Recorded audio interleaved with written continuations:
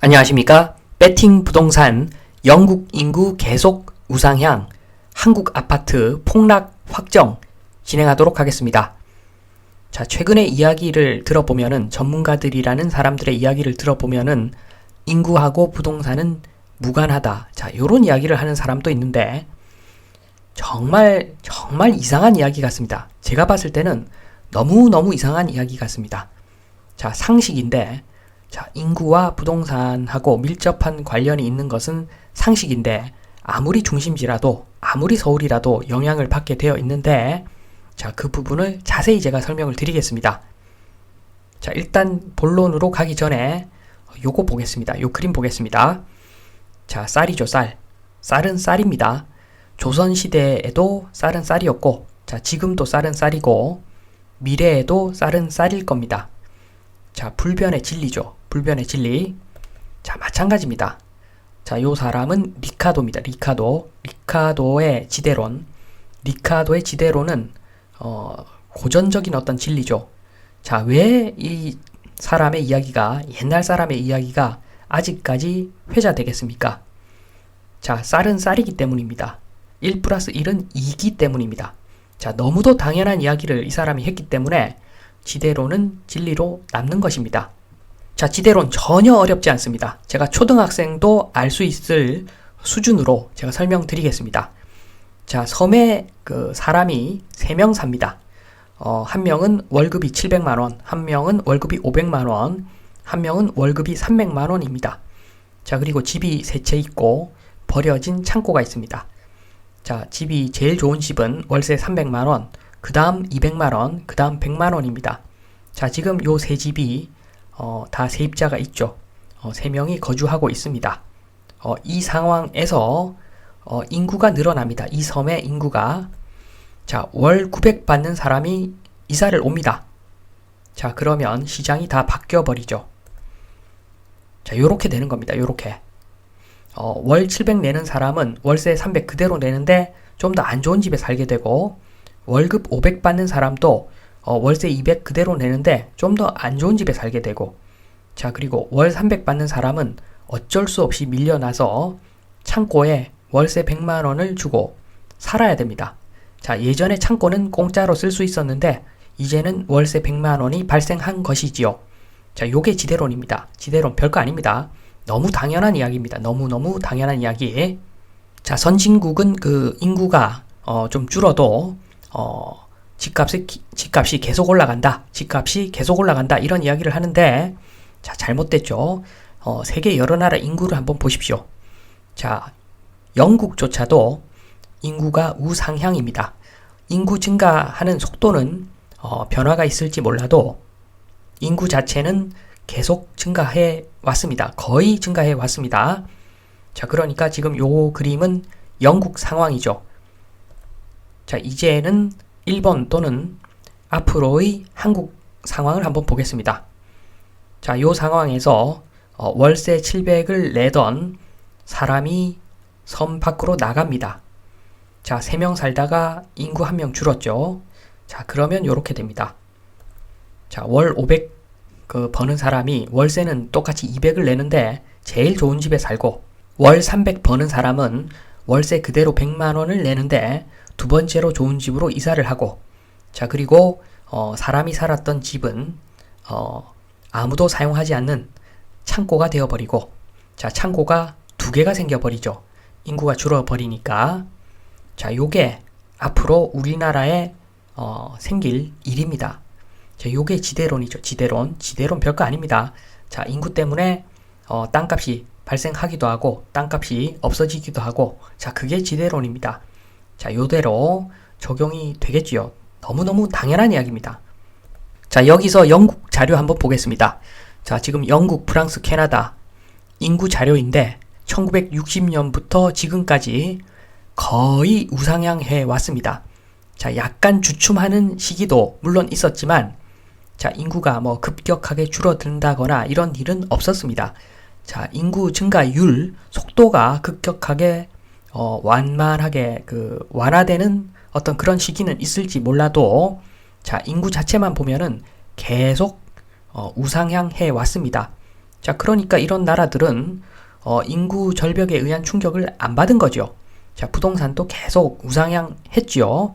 자, 특히나 영국 같은 경우에 러시아 부자들이 영국의 그 주택을 많이 구매를 해서 많이 올랐죠. 자, 유입이 있으니까 상승이 있는 겁니다. 인구가 늘어나니까 상승이 있는 거죠.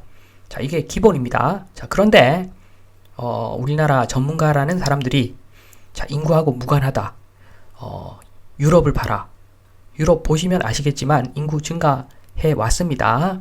인구는 우상향하고 있는 거. 지금 요 자료는 제가 뭐 임의로 만든 게 아니라 구글에서 검색한 자료입니다.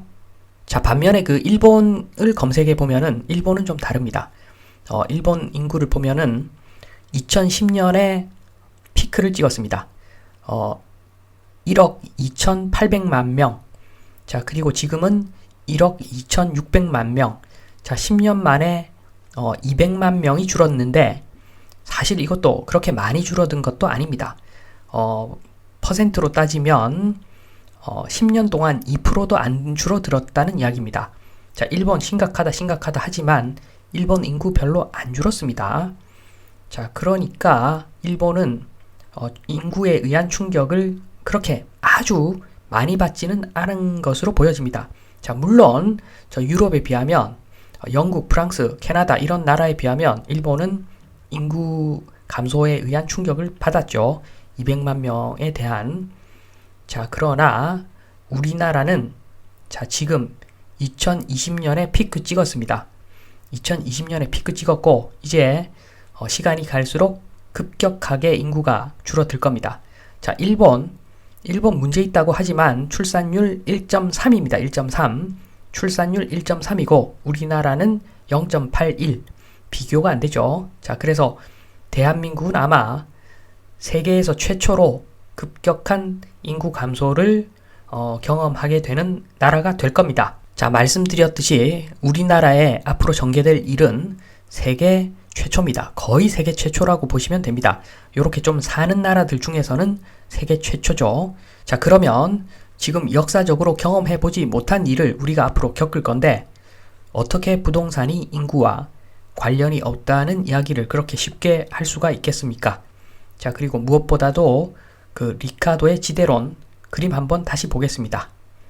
자, 우리나라의 앞으로 발생할 상황인데 자, 제일 왼쪽이 서울, 두 번째가 똥똥시 정도 될 것이고 세 번째가 그 똥똥읍. 자, 그리고 마지막이 똥똥리. 자, 똥똥리 요런 데는 지금 벌써 인구가 많이 소멸되고 있는 상황입니다. 자, 그리고 앞으로는 똥똥읍도 인구가 소멸되기 시작할 것이고 자, 그러면 그 인구들이 시 지역으로 그리고 서울 지역으로 유입이 되겠죠. 자, 일부 유입이 될 겁니다. 자, 그래서 서울 인구가 변화가 없다고 하더라도 자, 지금 서울로 이전해 오는 사람들이 먹고 살기 위해서 오는 사람들이지 지금 뭐 선진국에서 돈 쓰려고 오는 사람들이 아니지 않습니까?